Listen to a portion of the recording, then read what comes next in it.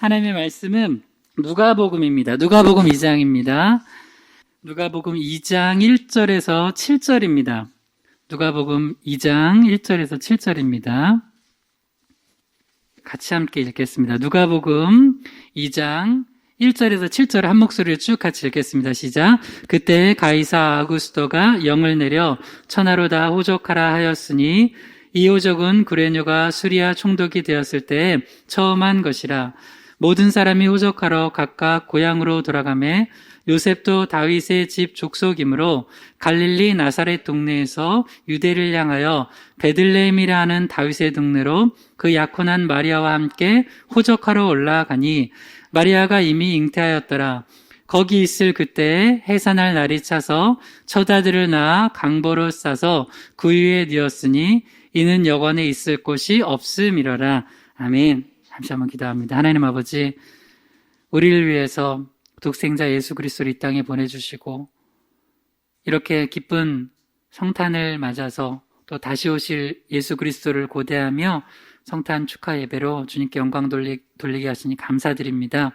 비록 세상이 어수선하고 함께 기쁨으로 찬양하고 예배하기 어려운 순간에도 주님 이 시간 우리를 특별하게 하나님의 은혜 가운데 불러주신 걸 믿사오니 이 예배가 온전히 우리를 위해 이 땅에 오신 예수님께만 집중하고 영광 돌리는 예배 되게 하여 주시옵소서. 각 사람에게 성령이 임하여 주시고 부족한 종의 바른 말씀, 바른 십자가 부활의 복음만 대언케 하시기 원하며 예수님의 이름으로 기도드립니다. 아멘.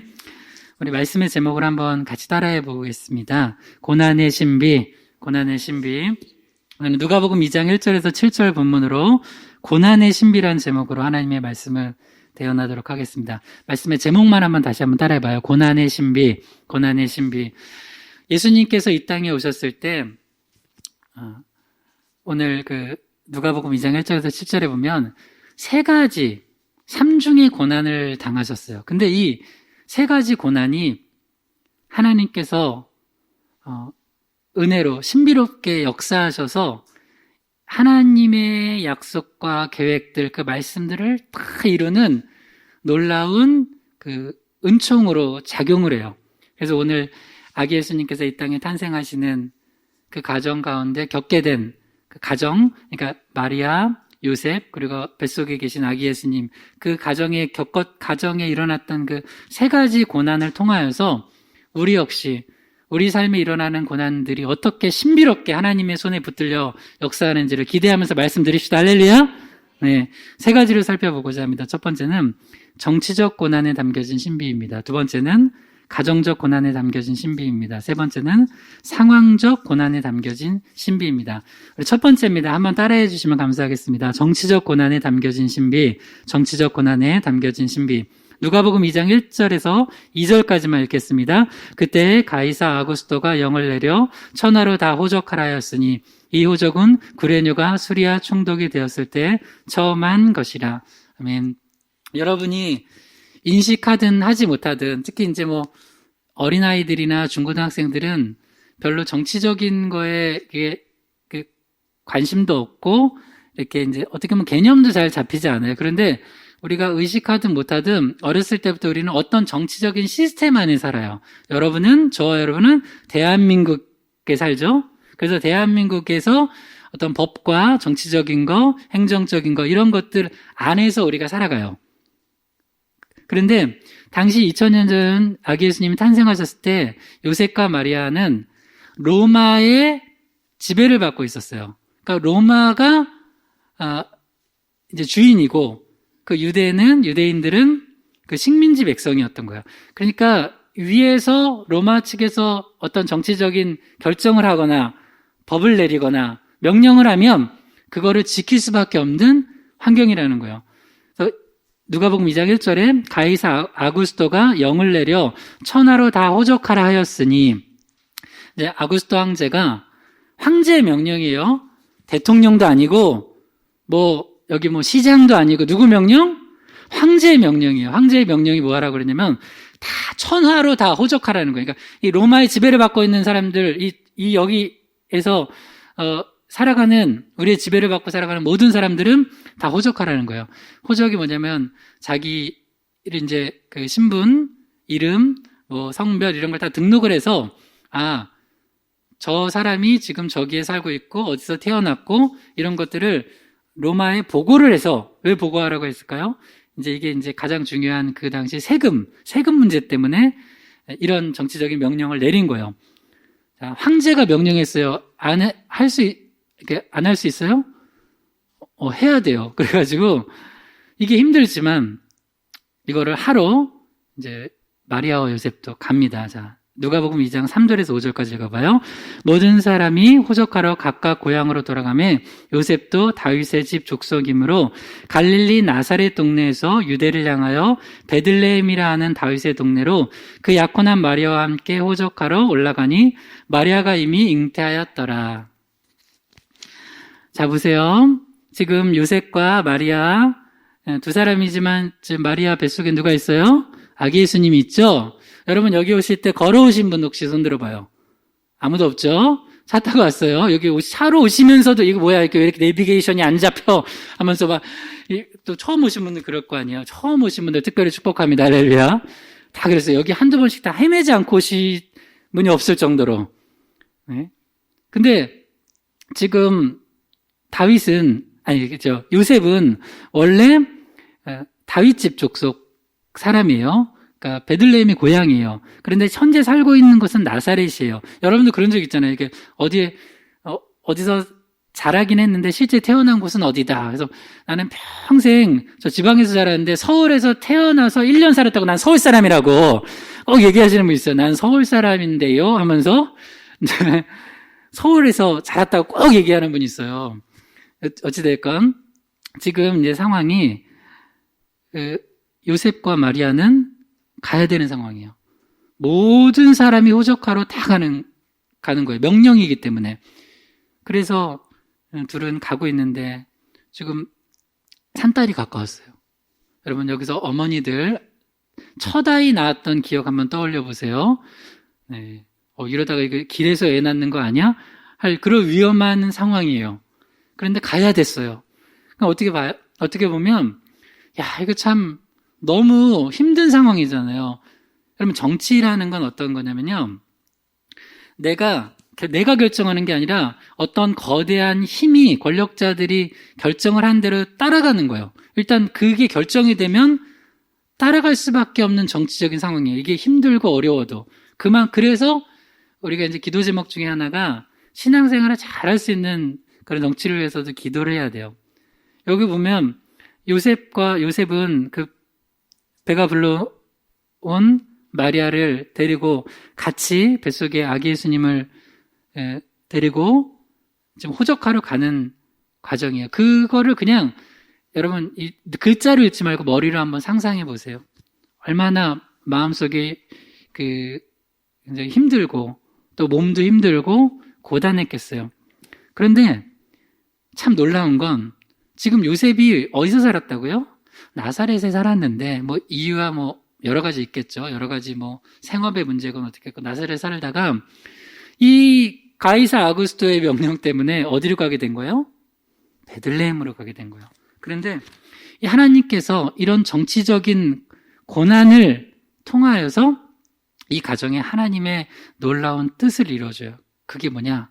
바로 예수님께서 이 땅에 메시아가 태어날 건데 어디에 태어난다고 예언이 돼 있냐면 베들레헴이에요.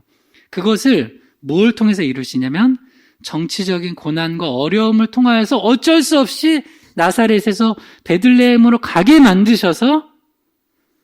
만들어가지고 그래서 하나님께서 이 땅에 예수 그리스도가 베들레헴에 탄생하실 거라는 예언을 이루세요. 그 예언이 어디 나와 있냐면 미가서 5장 2절이에요. 읽어봐요.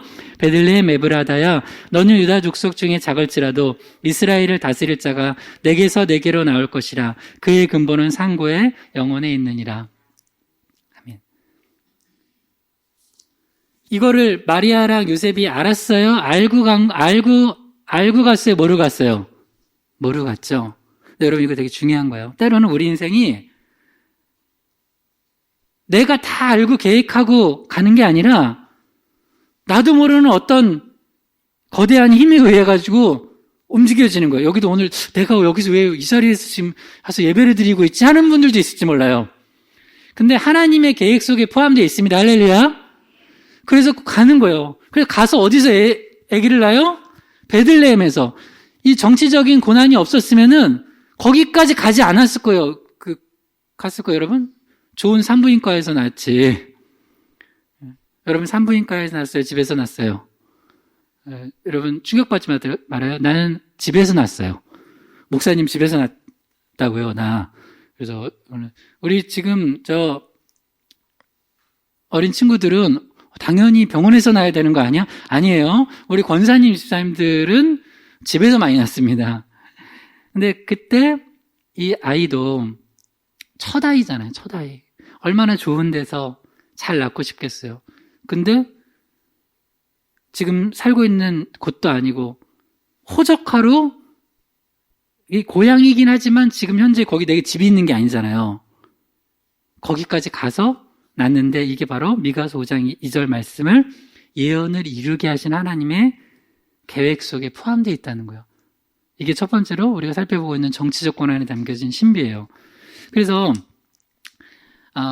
여러분 중에 지금 현재 상황이나 모든 것들이 내가 어쩔 수 없이 움직여져야 되는 모든 것들이 굉장히 힘들고 어려운 그런 상황에 있는 사람들이 있을 거예요. 근데 그 가운데서 여러분, 하나님 살아계십니다. 하나님은요, 이 정치마저도 하나님의 구원 역사를 이루기 위해서 사용하시는 거예요. 마태복음 2장 4절에서 6절을 가볼게요. 왕이 모든 대제사장과 백성의 서기관들을 모아 그리스도가 어디서 나겠느냐 물으니 이르되 유대 베들레헴이오니 이는 선지자로 이렇게 기록된 바 또 유대 땅 베들레헴아 너는 유대 고을 중에서 가장 작지 아니하도다. 내게서 한 다스리는 자가 나와서 내 백성 이스라엘의 목자가 되리라 하였음이니이다. 예수님께서 유대 베들레헴에 나셨는데 동방의 박사들이 찾아와서 경배드리러 왔다가 헤롯 왕에게 왕이 어디서 나셨냐 하니까 나 말고도 누가 왕이 있어. 그래서 저 아기를 내가 죽여야 되겠다 생각하고 어디서 난지 알아보려고 당시 성경을 잘 아는 대제사장과 서기관들을 모아서 그리스도가 어디서 나겠냐고 물어봤어요. 그러니까 그들이 뭐라고 대답해요? 선지자가 유대 땅 베들레헴에서 날 것이라고 예언했다는 거예요. 근데 이렇게 유대 땅 베들레헴에서 나시기까지 예수님께서는, 아기 예수님은 지금 그 가정, 요셉과 마리아, 아기 예수님은 이 정치적인 소용돌이 속에서 이 식민지 백성으로서 어쩔 수 없이 저 그냥 여기서 애기 낳으면 안 될까요? 너무 힘든데요? 안 돼! 너희들 다 호적하러 가. 해가지고 거기까지 다 호적하러 가서 아이를 낳았다는 거예요. 그러니까 여러분 이걸 믿으셔야 돼요. 여러분 하나님이 살아계신 걸 믿고 우리 삶을 하나님이 주관하시고 이끄신다는 걸 믿고 기도하시는 거예요. 할렐루야. 그러면 때로는 왜 내 삶 가운데 이런 고난과 엄청난 일들이 일어나지? 너무 힘든데? 아니 아이 하나도 내가 여기서 편하게 못 낳나? 하는 그런 마음, 여러 가지 엄청난 그런 거대한 힘에 의해서 움직여지는 상황을 통하여서도 하나님이 역사하신다는 거예요. 그게 바로 이 고난의 신비라는 거예요. 사도행전 2장 36절입니다. 그런즉 이스라엘 온 집은 확실히 알지니 너희가 십자가에 못 박은 이 예수를 하나님이 주와 그리스도가 되게 하셨느니라. 첫 번째 성탄절에 헤롯 왕이 아기 예수님을 잡아 죽이려고 2살 아래로 그 지경에 있는 아이들을 싹 죽였어요. 왜? 사탄 마귀가 역사에서 아기 예수님을 죽이면 사탄은 자기가 이긴다고 생각했어요. 그래서 결국은 예수님을 십자가에 못 박아 죽게 만들어요. 근데 예수님 십자가에 못 박히셔서 죽으신 예수님을 통하여서 뭐가 이루어져요? 우리 죄가 용서함 받는 하나님의 구원 계획이 이루어져요. 그리고 하나님께서는 다시 예수님을 부활시키시고 또 승천하시고 하나님 보좌 우편에 계시고 이 땅에 다시 오실 예수 그리스도를 고대하게 만드시는 거예요. 그래서 지금은 우리가 복음을 전하는 다시 오실 주님을 고대하면서 복음을 전하는 기간이 되는 거예요. 그러니까 이걸 신비라고 그래요.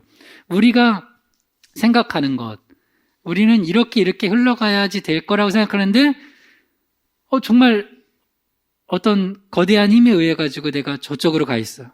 갈 수밖에 없는. 그리고 십자가에 달려 힘없이 무력하게 죽는 것 같은. 근데 이걸 통하여서 하나님은 그걸 신비롭게 역전시킨다는 거예요. 그래서 우리는 예수 믿는 사람들은 혹시 여기 이 중에 예수님 처음으로 오늘 믿게 될 거예요. 할렐루야. 오늘 놀라운 시작이에요. 예수 그리스도를 이제 복음을 듣게 되는 분들은 이걸 믿으셔야 돼요. 로마서 8장 28절. 이건 외워두세요. 읽어봐 시작. 우리가 알거니와 하나님을 사랑하는 자, 곧 그의 뜻대로 부르심을 입은 자들에게는 모든 것이 합력하여 선을 이루느니라. 한 번 더 읽어봐요. 우리가 알거니와 하나님을 사랑하는 자, 곧 그의 뜻대로 부르심을 입은 자들에게는 모든 것이 합력하여 선을 이루느니라. 아멘. 첫 번째는 정치적 고난에 담겨진 신비였어요. 그런 황제의 명령 때문에 힘들게 산딸이 가까운 마리아가 또 요셉과 함께 호적하러 가서 그래서 그 땅에서 베들레헴에서 아기가 탄생하면서 미가서 5장 2절에 예언이 이루어졌다는 거예요.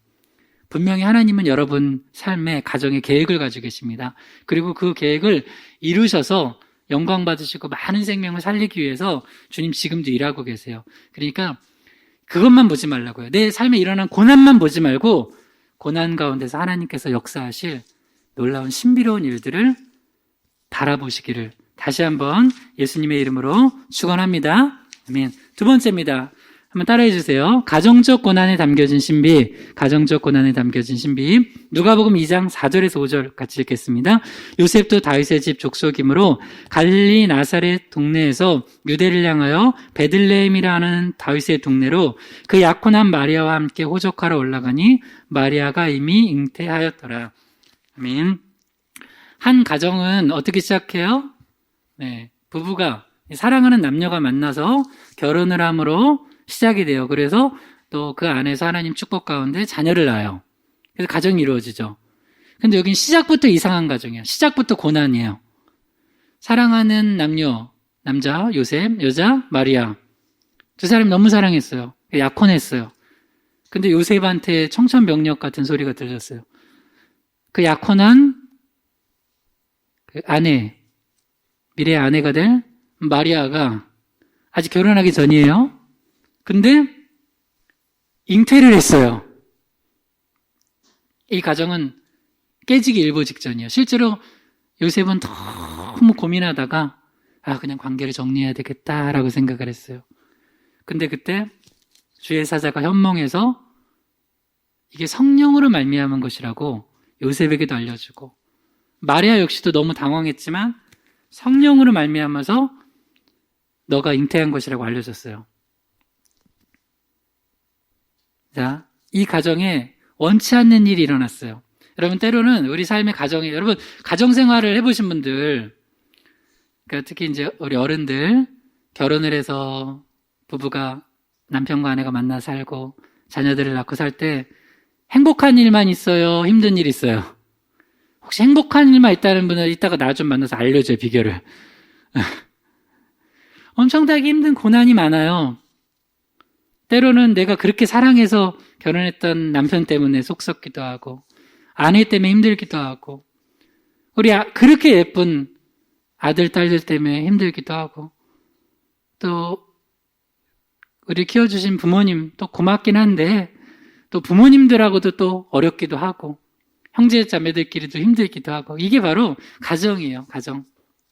이 죄악 세상에서 태어난 가정들에는 그런 어려움이 있다고요. 근데 이 가정에도 그런 고난이 있는데 이 가정에서 만약에 이 고난만 가지고 딱 가정에 이제 고난이 닥쳤어요. 어떤 건강에 문제가 생기거나 또 관계에 문제가 생기거나 물질의 문제가 생기거나 이런 고난이 생겼어요. 경제적인 거, 관계적인 거, 또 육체적인 여러 가지 건강 문제로 고난이 생겼을 때 대부분 사람들은 뭐냐면 그냥 그 고난 자체만 바라보다가 서로 원망하고 이게 누구 때문이야? 너 때문이야? 아니야, 너 때문이야. 하다가 망해요. 근데 이 가정은 어떻게 됐냐? 이렇게 힘든 상황에서, 어려운 상황에서, 만약에 요셉이 확 좀 표현을 과격하면 안 되죠. 어린애들 있으니까. 너무 화가 나가지고, 그냥 이 모든 사실을 딱 알려버렸잖아요. 그러면 어떻게 돼요? 이 여인과 한때 사랑했던, 한때가 되는 거죠. 한때 사랑했던 이 여인과 그 뱃속의 아이는 어떻게 돼요? 돌에 맞아 죽게 돼요. 왜냐면 이건 도대체 과학적으로 지금 증명할 길이 없으니까요. 지금처럼 DNA 해가지고 조사할 것도 아니고. 근데 분명히 이것은 하나님께서 성령으로 말미암아 마리아에게 잉태케 하신 거예요. 근데 이 고난이, 가정의 고난이 또 하나님의 어떤 약속을 이루게 하신 거냐면 이사야 7장 14절의 말씀을 이 가정의 고난을 통해서 이루게 하셨다는 거예요. 이사야 7장 14절이요. 그러므로 주께서 친히 징조를 너에게 주실 것이라. 보라, 처녀가 잉태하여 아들을 낳을 것이요 그의 이름을 임마누엘이라 하리라. 아멘. 오래전 선지자가 예언했던 것이 이 가정을 통해 이루어지는데, 이 가정한테는 하나님의 말씀이 이루어지는 게 겉으로는 뭘로 다가오냐면 고난으로 다가온다는 거예요. 그래서 여러분 혹시 부모님들, 남편, 아내로서 또 여러분 자녀들은 또 자녀들 나름대로 얘네들이 무슨 고민이 있겠나, 고민 많아요. 또 힘든 게 많거든요. 근데 각자 가족 구성원으로서 가정을 살아가면서 겪는 고난을 고난으로만 보지 말고 하나님께서 우리 가정을 통해서 하고자 하신 일이 뭔지를 한번 보세요. 분명히 내가 생각하는 걸 뛰어넘는 고난의 신비가 있을 거예요. 더 앞으로 가면 이 요셉과 마리아 가정에 이루어진 이 일은 우리 인류가 처음으로 인간이 타락하고 하나님을 떠났을 때부터 계획하신 일이 이루어진 거예요. 창세기 3장 15절이요. 내가 너를 여자와 원수가 되게 하고 내 후손도 여자의 후손과 원수가 되게 하리니 여자의 후손은 내 머리를 상하게 할 것이요 너는 그의 발꿈치를 상하게 할 것이니라 하시고. 이게 창세기에 나타난 원복음이에요. 최초의 복음이에요. 아담과 하와가 하나님 말씀을 떠나고 하나님을 대적하고 자기 스스로 하나님이 되고자 했던 그 사탄 마귀의 꼬임에 넘어가서 영생을 잃어버렸을 때, 그때 하나님께서 그들을 그냥 벌하는 걸로 마무리 짓는 게 아니라 저들을 살릴 계획을 세우세요. 그게 뭐냐? 여자의 후손을 통하여서 이 땅에 메시아를 보내서 우리 죄를 사해 주시는 계획을 세우신 거예요. 그래서 이 말씀이 도대체 적혀져도 이렇게 성령의 감동으로 적혀진 거죠. 성경은 무슨 얘기인지 몰랐어요. 아무도. 언제까지? 예수 그리스도께서 탄생하시기 전까지는. 그러니까 남자를 통하지 않은 어떤 여자의 후손이 나올 거라는 거예요. 그게 누구예요? 바로 예수 그리스도인 거예요. 근데 이 창세기 3장 15절, 이사야 7장 14절, 보라 처녀가 잉태하여 아들을 낳을 것이요 하는 이 말씀, 이 여자의 후손이 와서 사탄 마귀의 머리통을 부숴버릴 거다. 그리고 이제 그는 발꿈치를 상한다고 했죠. 그러니까 십자가에서 죽으시고 다시 부활하시는 걸 의미해요. 그러나 예수 그리스도께서 오심으로 말미암아 사탄 마귀의 그 권세와 효력들을 완전히 깨부신 거예요. 그래서 예수 그리스도를 믿기만 하면 그 십자가 보혈의 은혜 안에서 모두에게 구원의 문이 열린 거예요. 이 일을 예수 그리스도께서 하신 거라는 거예요. 근데 그 예수 그리스도께서 오시는데 어떻게 오셨냐면 한 가정의 고난을 통하여서 오신 거예요. 이 가정적으로만 보면 고난이지만 이 가정을 통하여서 하나님의 말씀이 이루어지고 인류 구원의 길이 열리게 됐다는 거예요. 여러분 가정을 통하여서도 더 많은 영혼들을 살릴 하나님의 계획이 있으십니다. 할렐루야. 그걸 믿으시고 현재 고난 한번 바라보세요. 고린도후서 1장 3절에서 4절입니다. 찬송하리로다. 그는 우리 주 예수 그리스도의 하나님이시요 자비의 아버지시요 모든 위로의 하나님이시며 우리의 모든 환난 중에서 우리를 위로하사 우리로 하여금 하나님께 받은 위로로서 모든 환난 중에 있는 자를 능히 위로하게 하시는 이시로다. 아멘.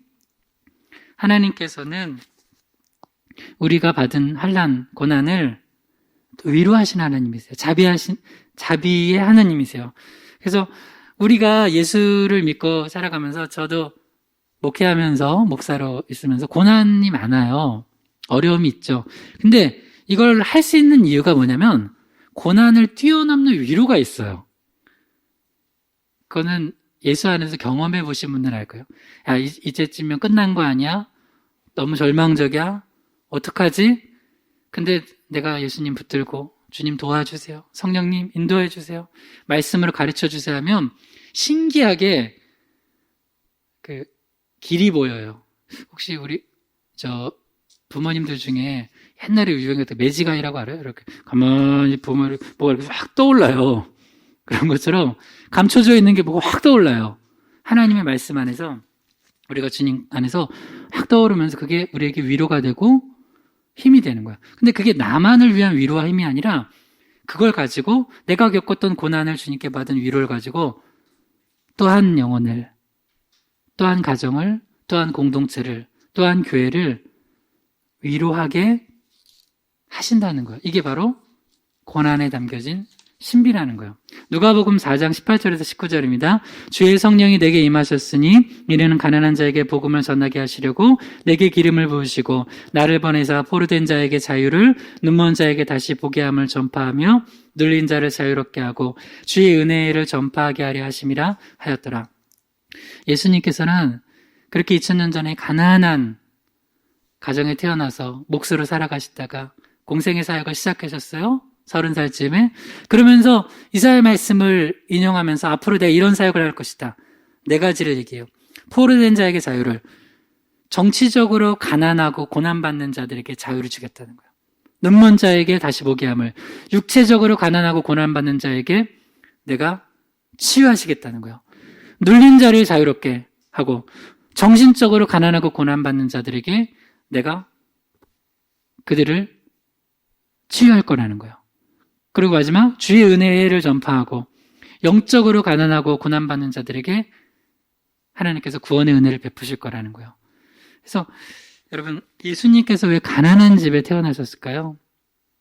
여기도 봐요. 가난한 자에게 복음을 전한다고요. 마음이 가난한 자들만 복음을 받아들여요. 그래서 심령이 가난한 자가 가장 축복이라는 거예요. 이 시간도 만약에 지금 오늘 말씀이 여러분 심령 가운데 예수 그리스도의 말씀이 육신이 되어서 여러분 마음속에 들어간다면 여러분 마음속에 어떤 가난한 심령의 어떤 부분이 있을 거예요. 그걸 가지고 그 부분을 주님께서 문을 두드리시고 예수님이 들어가시려고 해요. 여러분, 주님이 두드리실 때 문 열어주시고 예수님을 구주로 영접하시기를 축복합니다. 마지막입니다. 고난의 신비 마지막 세 번째입니다. 따라해 주세요. 상황적 고난에 담겨진 신비, 상황적 고난에 담겨진 신비.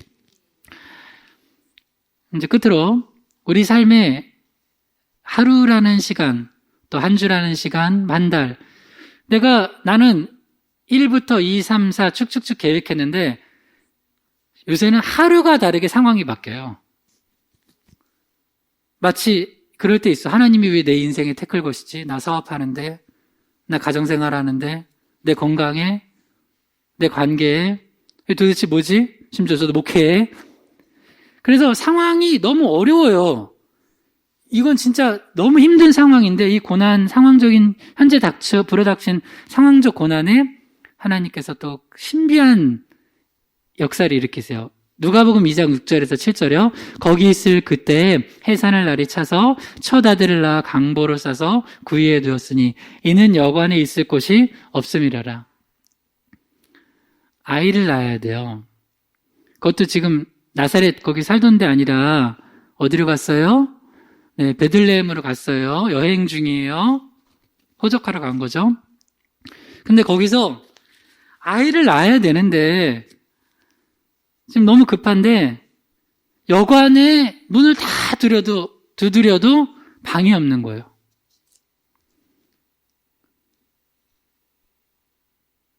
우리 어머니들, 우리 지난주 수요일에 우리 잠깐 이렇게 기도회 하다가 우리 다 이제 아기 낳으신 어머니, 집사님, 권사님들과 얘기했는데 특히 첫 아이 낳았던 거를 잊지 못하시더라고요. 그때 내가 몇 시간 진통을 했다부터 해가지고 또 그 상황에서 차를 타고 내가 가서 아이를 이제 둘째는 낳았는데 잘못하다가 큰일 날 뻔했다고 의사 선생님이 얘기를 하고, 근데 여기는 지금 의사 선생님도 없고 그저 그 옆에 남편. 근데 남편은 사실 요셉의 아이도 아니에요. 하나님의 아들이잖아요. 하여튼 그런 상황인데 이게 엎친 데 덮쳤다 그러죠. 이게 뭐야? 지금 아니 방도 없어, 방도. 그래도 따뜻한 방에서 아이를 낳게 해야 되는데 여관에 방도 없어. 문이 다 닫혔어요. 여러분, 하나님이 일부러 여러분 못 살게 굴라고 그러시는 거 아닙니다. 그런 분들이 있어요. 하나님 왜 내 취업의 문은 다 막고, 왜 내 건강의 문제, 왜 물질의 문제, 또 우리 청년들 같은 경우 왜 나는 결혼 문제 어려웠게 해요. 다 내 인생에 다 하나님 태클 거시는 것 같아요. 지금 상황이 그렇지 않아요? 지금 요셉과 마리아와 뱃속의 아기. 근데 이걸 통해서 하나님이 하시고자 하는 일이 있었어요. 그게 뭐냐? 바로 요셉과 마리아는 알잖아요. 본인이 내가 이 아이를 나는 남자를 알지 못하고 가진 성령으로 잉태했다는 거를. 근데 요셉만 해도 그걸 듣긴 했지만 그게 진짜인지 몰라요. 그리고 앞으로 이 아이를 데리고 이제 키워야 되는데 이때 여관이 없어가지고 아이를 구유에 누워서 강보에 싸서 구유에 누일 수밖에 없었던 이 사건을 통하여서 그 아이가 진짜 하나님의 아들이고 메시아임을, 인류를 구하는 메시아임을 확증시켜주는 일을 하시기 위해서 여관문을 다 닫으신 거예요. 누가복음 2장 8절에서 10절에 시작. 그 지역의 목자들이 밤에 밖에서 자기 양떼를 지키더니 주의 사자가 곁에 서고 주의 영광이 그들을 두루 비추매 크게 무서워하는지라. 천사가 이르되 무서워하지 말라. 보라, 내가 온 백성에게 미칠 큰 기쁨의 좋은 소식을 너희에게 전하노라. 이제 최초의 아기 예수님의 탄생을 전하게 될 사람들이 누구냐면 목자였어요.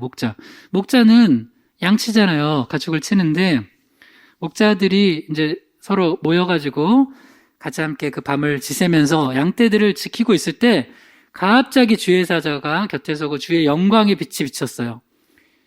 무서웠어요. 너무 무서웠어요. 여러분들 혹시 오늘 예배 들으면서 무서운 분 있어요? 무서워하지 마세요. 할렐루야. 천사가 이르되 무서워하지 말래요. 온 백성에게 미칠 큰 기쁨의 좋은 소식을 내가 너에게 전한대요. 그러니까 여러분 무서워하지 마시고 우리 아기 예수님의 탄생을 마음껏 기뻐하고 축하하는 오늘 성탄절 되게 주님의 이름으로 축원합니다. 그리고 여러분 가정에도 오늘 예배 드리고 가시면서 이 기쁨이 넘치길 주님을 축원합니다. 누가복음 2장 11절에서 12절이요. 오늘 다윗의 동네에 너희를 위하여 구주가 나셨으니 곧 그리스도 주시니라. 너희가 가서 강보에 쌓여 구유에 누워 있는 아기를 보리니 이것이 너희에게 표적이니라 하더니. 자, 다시요. 여기에 이 목자들한테 구주가 나셨다고. 그러니까 구주가 나셨으니까 너희들이 가서 그분이 그 아기가 구주라고, 온 세상을 구원할 구주고 그분을 찬양하고 경배하거라 라고 명령하신 거예요. 근데 어떻게 찾아요? 서울에서 김서방 찾기지. 근데 주님이 아주 구체적으로 알려줘요. 오늘 났다는 거, 오늘. 그리고 다윗의 동네 어디예요? 베들레헴. 그 다음에 강보에 쌓여 구유에 누워있는 아기가 있을 거래요. 어디요? 강보에 쌓여서 구유에 누워있대요. 여러분, 말, 염을 통해 지금 예수님이 태어나신 거예요. 그러니까, 겉으로만 볼 땐 고난이에요. 이게 진짜 여관 있을 곳도 없어가지고, 우리 첫 아이를, 여러분, 엄마한테 물어보세요. 엄마, 난 어디서 나왔어? 너는, 구유에 났다. 뭐 그런 분은 없을 거 아니에요. 그런데, 이 강보에 쌓여 구유에 누워있는 다윗의 동네에 오늘 난 아이, 그럼 찾을 수 있는 거예요. 그래서 이걸 뭐라고 그러냐면 이것이 너에게 뭐가 된다고요? 표적이 된다는 거예요. 표적. 그래서 예수님께서 어디에 태어나셨는지를 정확하게 가르쳐주고 설마 말도 안 돼. 아무리 그래도 그렇지 애를 구유에 누이는 사람이 있을까? 하는데 진짜 달려간 거예요.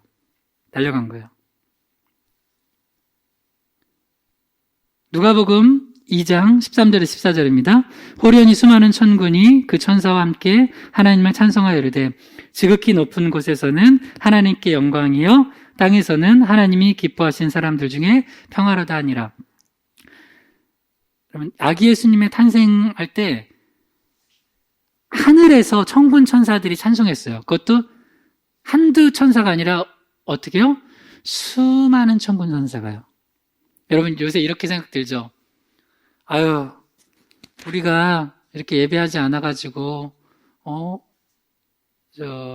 주님이 찬양을 못 받으실까? 주님은요, 우리가 찬양 안 하면 돌들이라도 소리 질러서 찬양 받으세요. 그리고 이미 하늘의 영적인 존재들은요, 하나님을 계속해서 끊임없이 수많은 천군 천사가 찬양하고 있어요. 그러나 중요한 거, 그러나 주님은 또한 누구의 찬양을 받기 원하시냐면 인간의 찬양을 받기 원하세요. 그래서 나 오늘 우리 정연유, 정서연, 오지수 우리 세 학생들 그냥 어떻게 하다 왔어요 여기? 오늘도 뭐 이상한 끌림에서 왔죠? 왔는데 특히 이 중에 자매 하나는 평소 예수님 안 믿었죠? 오늘부터 믿으세요. 할렐루야? 네. 근데 이렇게 아무도 아기 예수님의 탄생을 알아보지 못하고 찬양하지 못하는데 하나님이 특별한 사람들을 택해서 예물을 드리게 하시고 찬양케 하세요. 그게 누구였냐면 대표적인 게 동방박사들. 오늘 3명 동방박사들, 앞으로 3명 같이 다니면서 우린 동방박사예요 하면서 같이 찬양 많이 하시기 바랍니다. 자, 아멘 해보세요. 3명. 현유, 소연이, 지수 아멘 해봐. 시작. 하나님께 그렇게 귀하게 쓰임 받을 겁니다. 할렐루야. 더 축복해 줄까? 세계를 돌아다니면서 노래하면서 주의 복음 전하면서 찬양할지어다. 할렐루야. 아멘. 네. 그렇게 될 수 있어요. 그렇게 쓰임 받을 수 있어요. 그래서 꼭 레파토리에 나중에 성악하더라도 꼭 마지막은 찬양을 넣으세요. 주교동문을 하든 오늘 했던 그 맑고 하는 밤중에라든 거룩한 밤에 하든 하는 거. 그래서 이들을 통하여서 이 목자들을 통하여서 또 찬양받기 원하셨다는 거예요. 누가복음 2장 15절에서 17절입니다. 천사들이 떠나 하늘로 올라가니 목자가 서로 말하되 이제 베들레헴으로 가서 주께서 우리에게 알리신 바 이 이루어진 일을 보자 하고 빨리 가서 마리아와 요셉과 구유에 누긴 아기를 찾아서 보고 천사가 자기들에게 이 아기에 대하여 말한 것을 전하니. 자, 그래서 만약에 이들이 그렇게 듣고선 안 가면 끝이에요. 그러니까 이게 믿음이에요. 믿음. 이게 지금 누가 콜링한 거예요? 하나님께서 직접 목자들을 콜링한 거야. 다른 사람들은 다 말고 니네들은 가서 아기 예수님께 경배하라. 근데 이게 모든 게 믿음이에요. 싫은데요? 안 가면 끝이에요. 근데 이걸 믿음을 가지고 뭐예요? 야, 진짜 우리 한번 이게 진짜인가? 우리가 지금 잠깐 정신이 나간가? 너무 힘들고 고단해서 배고파가지고 정신이 혼미해진 거 아니야? 하고 안 갈 수도 있을 텐데 이거 하나님의 음성 맞다. 우리 콜링 맞다. 우리가 그 아기 예수님 찾으러 가자. 해가지고 어떻게 했어요? 16절에 빨리 갔다는 거예요. 빨리. 한번 따라해봐요. 즉각적 순종. 그러니까 주님이 내 마음에 주신 거 있잖아요. 순종 빨리 하세요. 갑자기 누구를 좀 도와주라. 그럼 빨리 도와주세요. 그거 가지고 10년 기도하는 사람이 있어. 내가 있는 것 좀 나눠주면 돼. 두 버릇 있는데 한 벌 나눠주래. 그럼 나눠주면 돼요. 뭐 좀 하래요. 하나님이. 그럼 하면 돼요. 우리 희망의 교회도 갑자기 콜링이 와요. 우리도 개척교회요. 1년 반밖에 안 됐어요. 근데 이 고기동 지역 니네가 도와라. 그래서 어디서 콜링이 왔어요. 큰 교회에서 3년간 후원 받았는데 이제 끊어졌대 올해. 내년에 근데 우리 교회가 후원해달래. 우리가 어떻게 했을까요? 지금 우리 형편을 보라고 우리도 개척교회인데 지금 코로나 때문에 힘들어 죽겠는데 이렇게 안 했고요. 아멘 했어요. 아멘. 우리 보고 도우라나 보다. 아멘. 아멘. 선교지에서도 어려운 일이 있어요. 국가적으로 어려워가지고 문제 있어가지고 교회 부시고 다시 지어야 된대. 우리가 못 짓고 있대요. 파송교회에서 헌금이 안 와서. 그래서 우리가 기도하고 도왔어요. 그래서 정식 우리 후원 선교사님 되고. 그래서 여러분 이거 아세요? 쓰임 받는 사람들은요 즉각 순종해요. 물론 죄 지려고 하는 거는 즉각 하지 말고 이거 진짜 하나님 기뻐하시겠다 하면 그걸 왜 30년 기도해? 혹시 여러분 중에 갑자기 너는 주의 종이 되거라 하면은 빨리 가세요. 은퇴하고 하려고 하지 마세요. 은퇴하고 언제? 은퇴하고 아브라함도 80세 부르셨으니까. 그렇죠. 모세도 80세 부르셨으니까 하면서 그렇게 생각하지 마세요. 그건 또 그 부르심이고, 만약에 지금 부르면 지금 가는 거예요, 지금. 그래서 목자들은 지금 간 거예요. 지금 가야지. 아유, 우리 할 거 다 하고, 한 일주일 있다요. 그럼 못 만나요. 그럼 못 만나요. 그 다음 또 하나가, 마리아와 요셉과 구유에 누긴 아기를 어떻게 했다고요? 찾았다는 거예요. 한번 따라해보세요. 수고와 헌신. 다시 한번 따라해보세요. 수고와 헌신이 있는 예배. 수고와 헌신이 있는 예배. 요새 코로나 상황 때문에 우리가 온라인 예배를 주로 드리다 보니까 예배의 본질이 흐려져요. 예배는 너희 몸을 거룩한 산재물로 드리라는 거예요. 이게 영적 예배래요. 로마서 12장 1절 2절. 우리 몸을 거룩한 산재물로 드리는 거예요. 근데 이 사람들은 지금 어떻게 했냐면 그 귀찮았을 수 있어요. 근데 요셉과 구유에 누인 아기를 구유에 누인 아기야. 구유에 누인 강보에 쌓여서 찾는 거예요. 다. 그래도 어중에 그래도 혹시 저 여관에 들어가 있을지 몰라 하고 뭐 거기도 살펴봤을 수도 있고. 하지만 일단 그 표적이니까 구유에 누인 아기를 찾은 거예요. 그 수고와 헌신을 한 거예요. 수고와 헌신 있는 예배, 신앙, 그게 진짜예요. 난 오늘 축복해요. 여러분 마음속에 어떤 불편함이 있을 수도 있고 여러 가지 있을 수도 있지만 난 여러분 특별히 수고와 헌신한 2020년 성탄절 예배 여러분 난 분명히 하나님께서 기억하시고 받으시고 축복하실 거라고 믿습니다. 할렐루야. 앞으로도 여러분 주님 일 할 거 있으면 예배할 거 있으면 수고와 헌신이 있는 예배를 하세요. 수고와 헌신 예배. 예를 들어서 어디 선교지 필요하면 내가 수고하고 헌신해서 선교지 돕고 이양 할 거면 아예 가서 돕고 뭐 그런 거예요. 그런 거. 그렇게 하면은 하나님께서 너무나 기뻐하시는 거예요. 그래서 이제 천사들이 자기에게 전한 거를 다시 아기 예수님께 전했어요. 자, 보세요. 상황의 고난에 담겨진 신비를 마지막 보고 있는데 해산의 날이 차서 여관문 두드리는데 다 막혔어요. 그래서 어디에 놨어요? 강보에 싸서 구유에 놨는데 이게 표적이 돼서 목자들이 찾을 수 있었다는 거예요. 만약에 안 그랬으면 그거 못 찾아요. 그래서 이걸 통하여서 요셉과 마리아도 또 주변에 있던 사람들도 이 아기가 그냥 아기가 아니라 정말로 하나님의 아들 이 땅에 오셔서 우리를 구원하실 메시아구나라는 것을 확증한 거예요. 겉으로 볼 때는 너무 비참한 상황, 이게 비참하다고 그러죠. 진짜 내 인생, 내 꼴이 뭐냐. 어떻게 큰아이를 낳는데 그 구유에 누일까. 거기로 끝날 수 있었는데 하나님께서는 이거를 역전시키셔서 이 신비죠. 그래서 마리아와 요셉에게 이 아이 메시아 맞아. 그러니까 너희가 잘 돌보고 키워라. 하고선 그 하나님의 그 사인을 정확하게 받은 거예요. 이제 마지막 말씀입니다. 이 말씀 읽고 우리 한번 찬양하기도 하죠. 누가복음 2장 18절에서 20절의 시작. 듣는 자가 다 목자들이 그들에게 말한 것을 놀랍게 여기되 마리아는 이 모든 말을 마음에 새기어 생각하니라. 목자들은 자기들에게 이르던 바와 같이 듣고 본 그 모든 것을 인하여 하나님께 영광을 돌리고 찬송하며 돌아가니라. 제가 여러분께 부탁합니다. 오늘 돌아갈 때 어떻게 돌아가야 되냐? 나 괜히 이러다 코로나 걸리는 거 아니야? 이러고 돌아가지 마세요. 하나님께 영광 돌리고 찬송하며 돌아가세요. 할렐루야. 여러분 귀중한 일 한 거예요. 아무도 예배하지 않는 곳에서 예배하고 아무도 찬양하지 않는 곳에서 찬양하고 아무도 증거하지 않는 곳에서 증거하고 오늘 2020년 12월 25일 성탄 예배를 주님이 기억하실 거예요. 받으실 거예요. 그래서 이 이야기를 목자들이 전하니까 듣는 자들이 다 놀랍게 여겼어요. 이게 무슨 일이지? 뭐야, 저 아기가 메시아라고? 근데 이 이야기를 듣고 똑같이 이야기를 들었을 때도 이 모든 이야기를 마음에 깊이 새기어 생각하고 담아둔 사람이 있었어요. 그게 누구예요? 마리아, 엄마.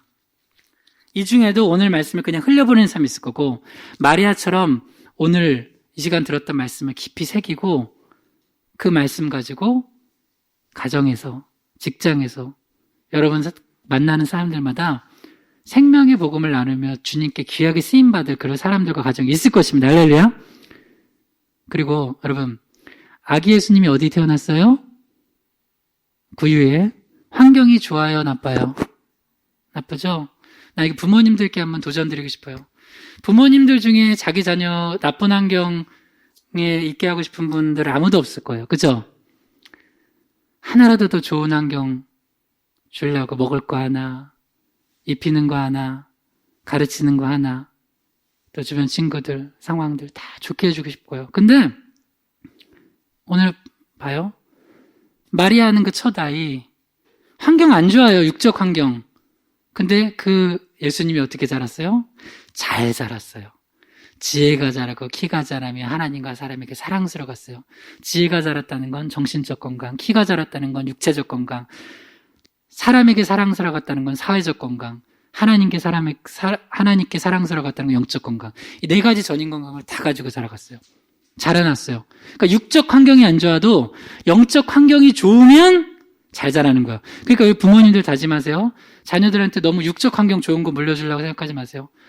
육적 환경 좋아도 에덴 동산에서 타락했어요. 좋은 환경이 아니어도 영적으로 좋은 환경을 주잖아요. 항상 기뻐하고 쉬지 말고 기도하고 범사에 감사하고 믿음, 소망, 사랑 안에서 영적 환경만 좋으면 자녀들 잘 자랍니다. 그래서 혹시나 내가 자녀에게 더 좋은 것 해줘야 되는데 육적으로 생각해서 또 안타깝고 마음 아픈 분들 있으면 예수님 생각하면서 내려놓고 또 우리 자녀들도 그래요. 부모님 나한테 더 좋은 거 해줘야지. 그러지 마세요.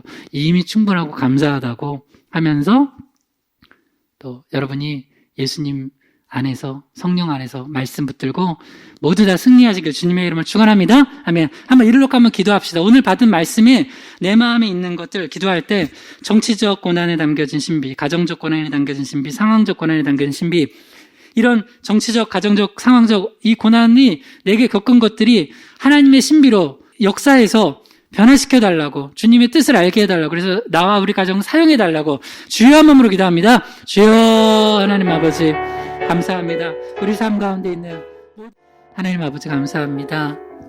정말 세상이 고요합니다. 이 성탄절에 그런음에도 불구하고 우리가 기쁘게 예수 그리스도의 탄생을 축하하며 다시 오실 예수님을 고대하며 찬양과 경배를 올려드리고 기도하고 또 말씀을 나누게 하신 감사합니다. 오직 성삼일체 하나님께서 영광 받아주시고 이 성탄의 기쁨이 우리 심령에, 우리 가정에, 우리 남편과 아내와 부모 형제들에게 전해져서 우리를 통하여서 우리 안에 계신 예수 그리스도의 사랑으로 말미암아 어두웠던 것들이 밝아지고 절망했던 것들이 희망으로 바뀌는 역사 있게 하여 주시옵소서. 예수님의 이름으로 기도드립니다. 아멘.